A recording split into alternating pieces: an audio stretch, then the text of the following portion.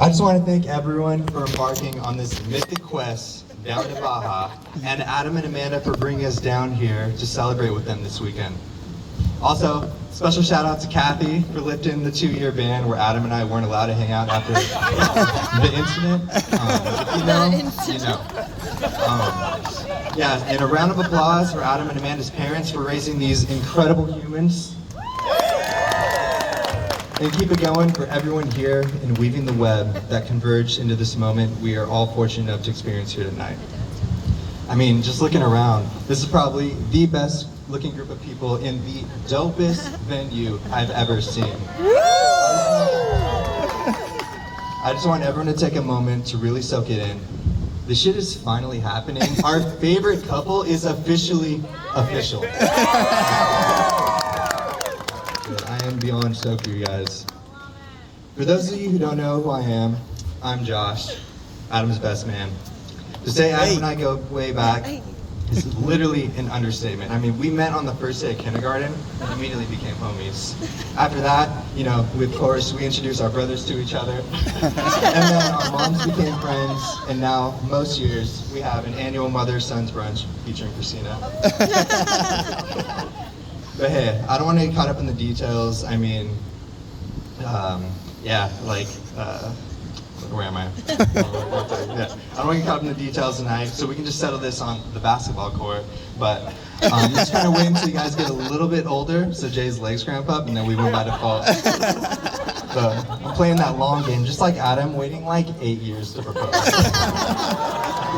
But yeah, I mean, it's crazy. I remember when we were like 9 years old. Adam and I had a conversation about this day. It went something like, yo dog, you got to be my best man one day. But I mean, we had no idea what that even meant, but we were just stoked about it. At that point, we didn't have any girlfriends yet. The only GFs we knew were the Guardian Forces in Final Fantasy VIII. Yes! But today, that prophecy has fulfilled, so cheers, man. Yes, dude. Anyone who is lucky enough to have Adam in their inner circle knows that he is a ride or die. He can vibe in any situation you throw him into, whether it's a New Year's rave in Germany in sub-zero temperatures, a deep dive into the lore of Middle Earth, or landing tray flips first try, despite not skating in months. He sends it. And he does so all while defiling every single group message with his horrendous screenshots.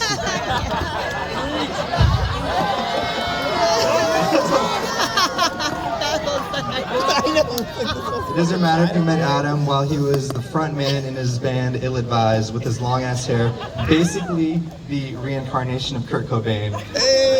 Or when he was rocking puka shells with the bleached tips, hiding from his parents under his covers, listening to Slim Shady on Eddie's Walkman. At some point, he has probably shared some of his esoteric wisdom, demonstrating how to truly be present in nature and how to know yourself better by taking a step back and looking inwards. That and how to do bottle service the right way, thanks to Eddie and Jay. Being found brothers for 85% of our lives, we've gone through a lot of phases separately and together. I mean, it's kind of hard to distill a lifetime of experiences down into a few minutes, but you know, I'll do my best.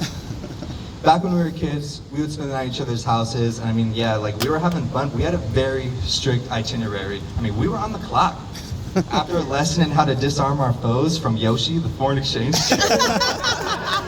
we would take to the streets, you know, skate the loading dock, listen to the Chronic 2001, drinking Sobeys, sometimes wandering down into the canyon, catch lizards and throw makeshift weapons at a tree for like an hour until we got in trouble. But after those twilight hours, we had video games to play until like 2 a.m. And then after we died enough times, the only logical way forward was definitely just to bust out the pens and paper and then draw those same characters for like another 5 hours until we heard Kathy wake up. That was when we were in elementary school. I mean, I could go into all the hood rat shit we got into during high school, but I won't.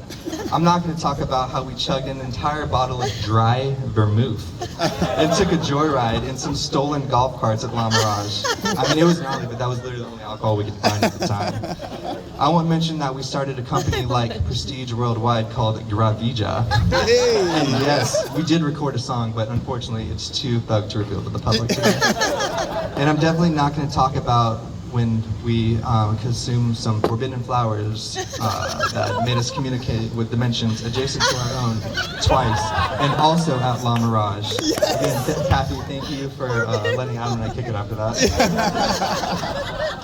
When I was trying to think about what to talk about tonight, a few memories came to mind. There was a time when we were initiated into a pod of like 50 spinner dolphins in Hawaii. You guys know what I'm talking about. Or when we almost missed that Christmas party in Sweden because we slept in past sunset and thought 5:30 p.m. was 5:30 a.m. I mean, were we raging the night before, or maybe we just stayed awake all night looking up every single Pokemon to date? All 649 of them at the time, but I mean, who's to say, really? Regardless, we've come a long way since then and somehow made it into adulthood and into the real world, but along the way, throughout all the various phases of thuggery, Adam has always been true to himself. He has always been his own unique person.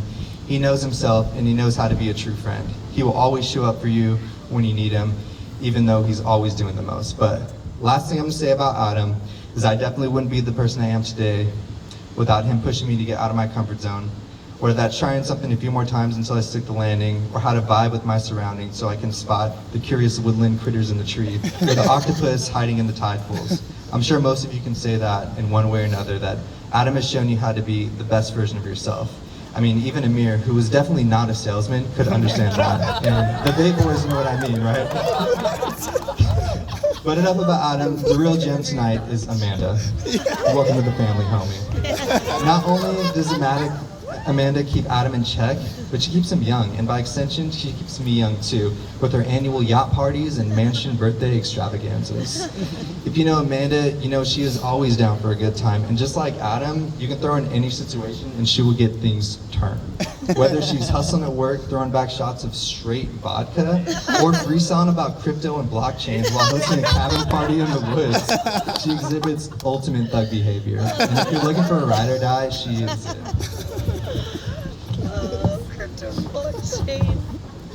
I remember the first time I met Amanda, I mean, only bits and pieces, because long story short, I accidentally got a little too faded at the safari park and made a really bad first impression, but I mean, without judgment, she gave me a second chance to be the cool zoo guy that Adam talked me up to be. Though that's just the type of person Amanda is. She welcomes everyone like she's known them for years and treats everyone like family. I knew things were getting real with Amanda and Adam when she reached out to Maddie and I to help her plan a romantic getaway with Adam to the Grand Canyon, disguised as a birthday camping trip. She planned everything out and took Adam on an adventure to somewhere they both had never been, getting Adam out of his comfort zone and showing him new things just like he's done for his tribe. It's awesome to see how they've tempered their relationships through new experiences, curiosity, and very, very long walks in European countries. It's so rare to witness two people evolving together in such a positive way while supporting each other's endeavors and celebrating each other's independence, a true symbiosis. But that's when you know something is real and unbreakable, and that relationship is what we're all here to celebrate tonight. My only advice is that on your adventures, just make sure to look before you leap, especially when you're jumping off 40-foot cliffs in the Notice. But for real, Adam was the first friend I chose to be a part of my family, and I'm honored to be standing here raising a glass to two people who chose each other and made that family even bigger. So if everyone could raise their glasses. Cheers to the family you choose, to all the moments that brought these two together, and to making this an unforgettable night that was well worth the wait. To the joining of two great houses, to Adam and Amanda.